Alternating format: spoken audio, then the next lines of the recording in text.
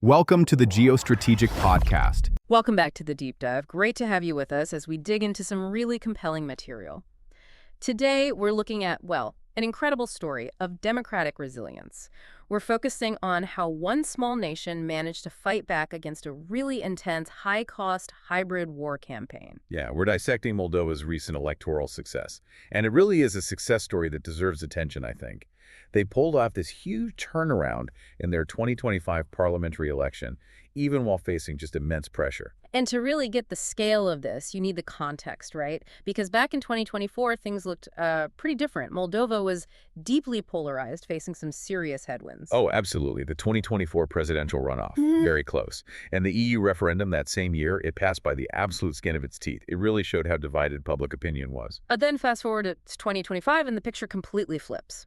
Exactly. The pro-EU party of Action and Solidarity, PAS, they didn't just win, they got a sweeping victory. Over 50% of the vote. That's a huge win for an incumbent party, especially, given the severe economic problems the country was going through. And I think the detail that really makes you sit up is the sheer scale of the interference they were up against. Sources estimate Russian support for the opposition was, well, staggering. Yeah, somewhere in the range of 200 to 300 million euros. Which is, what, 2 to 3% of Moldova's entire GDP? Precisely. I mean, for a small democracy to soak up that level of financial warfare, that kind of information onslaught, and still deliver such a decisive pro-Western result, it's pretty extraordinary. It really does offer a kind of real-world blueprint. Okay, so let's unpack this then. Our mission today is to figure out the key strategies. What were the, say, 3 core actionable things Moldova did that led to this turnaround? Let's start with the most immediate threat, tackling that massive electoral fraud and foreign interference head-on, the security response. Right. And you really have to look back at 2024 to see the contrast. Initially, the authorities seemed almost blindsided, really, by just how widespread the interference was. It wasn't only, online campaigns or using certain figures in the Orthodox Church. It was the actual mechanics of buying votes on a huge scale. Yeah, the sources detail this vote-buying scheme. It's frankly shocking. Distributing bank cards, direct money transfers to about 130,000 citizens? Mm-hmm. That's roughly 10% of the entire voting population. I mean, they were essentially trying to buy the election. That's exactly the challenge they faced. And their response in 2025 was, well, it was swift, it was comprehensive, and crucially, proactive.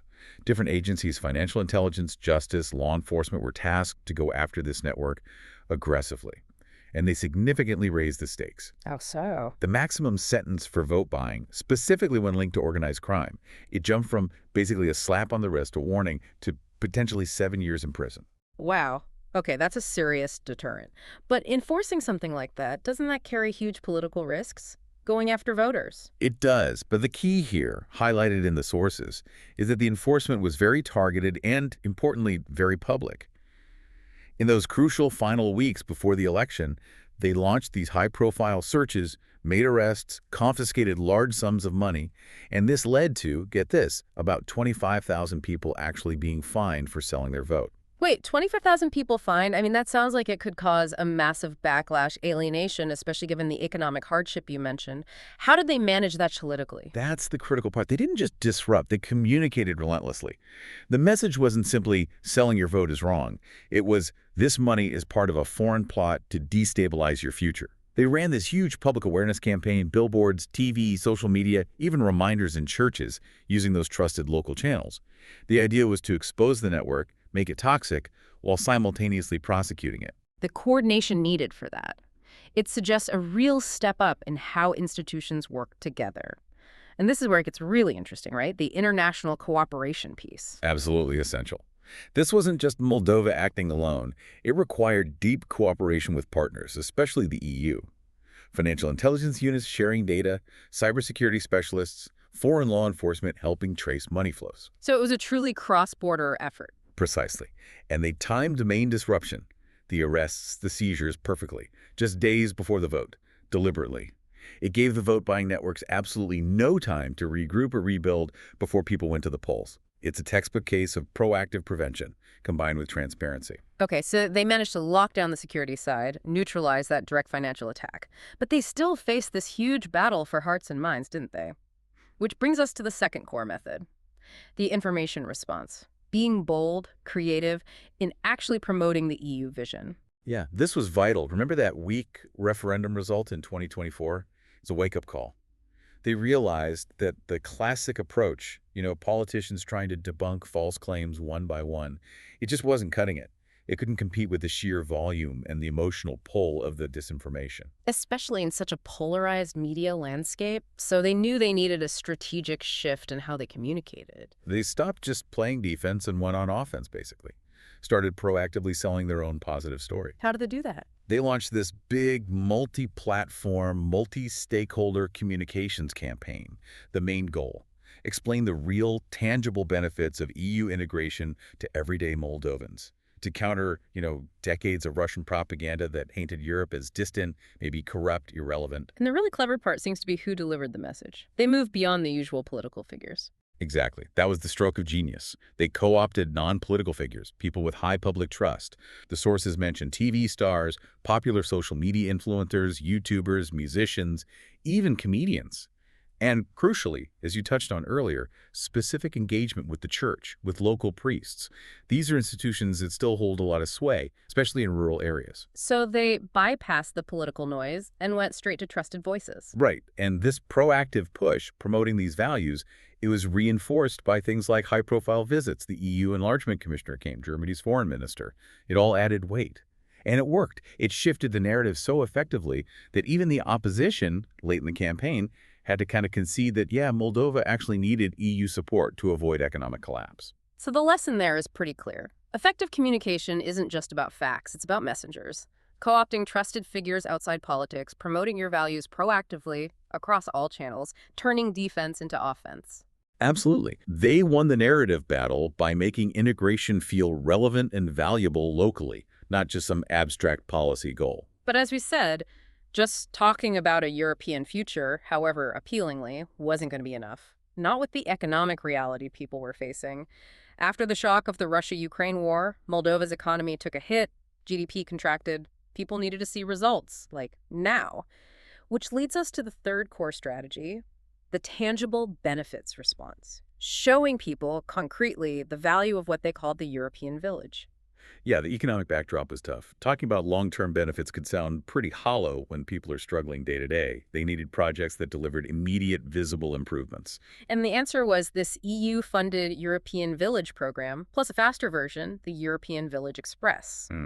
This seems to be where that idea of a multi-speed implementation track really comes into play, balancing big, long-term goals with immediate needs. Yes, the goal was very deliberate. Build small but highly visible, tangible local projects, things that showed the immediate, practical results of having closer ties with the EU. And the scale wasn't trivial for Moldova.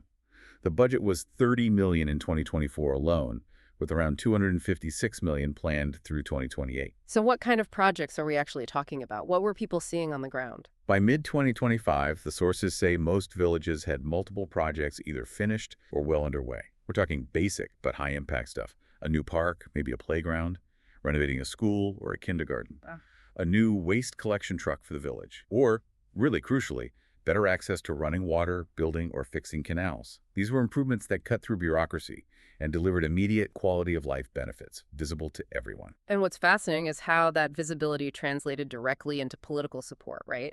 Campaigners reported finding rural voters much more receptive in 2025. Exactly, because they could physically see the difference. Maybe the road into town was better. Maybe the community center finally had reliable power. They could point to something concrete. So speed and visibility were key. That's the lesson. Those quick, visible wins, like getting running water turned on, they're vital.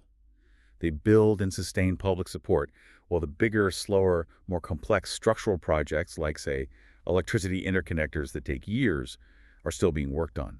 This multi-speed approach bridges that gap between the promise of the future and the reality of today. Okay, let's try and pull these threads together now. Look at the bigger picture, the geostrategic context.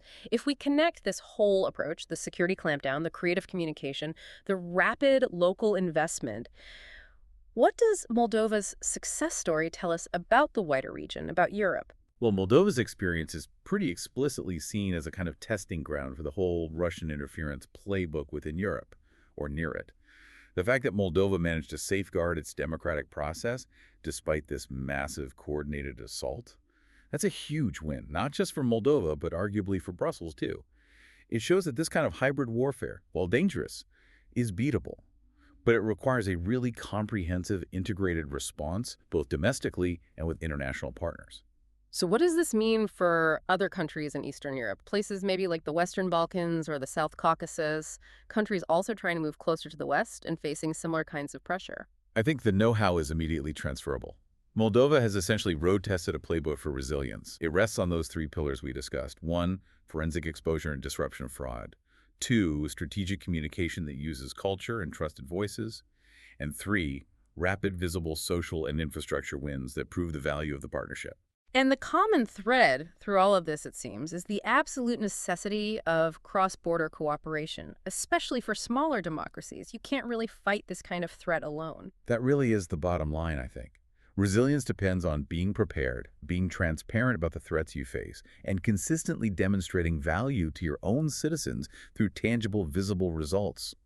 The external support is critical to enabling all of that. Right. So just to quickly recap the three pillars of Moldova's resilience we've explored. First, that proactive, high-stakes disruption of organized fraud. Second, the really creative communication using non-traditional platforms, influencers, community leaders. And third, investing in those visible, tangible, local improvements through the European village idea. Which really brings us to a final important question for you, the listener, to think about. How can other democracies, especially those facing maybe long-term structural issues and intense geopolitical pressure, effectively adopt this kind of multi-speed implementation track? How do you successfully balance addressing those immediate social needs while also pushing forward with long-term structural changes, all while maintaining that vital public support? That's a critical question indeed. A lot to mull over there. Thank you for diving deep into these sources with us today. It's a fascinating case study in how a small country offered a pretty big lesson in countering hybrid threats and shoring up democracy. We hope this has given you some valuable insights into strategies for resilience, and we do invite you to check out the other deep dives we have ready for you. Thanks for tuning in. If you found this discussion valuable, please like, share, and subscribe to the Geostrategic Podcast for more in-depth analysis on topics that shape our world. Stay informed, stay ahead, and stay tuned for the next episode.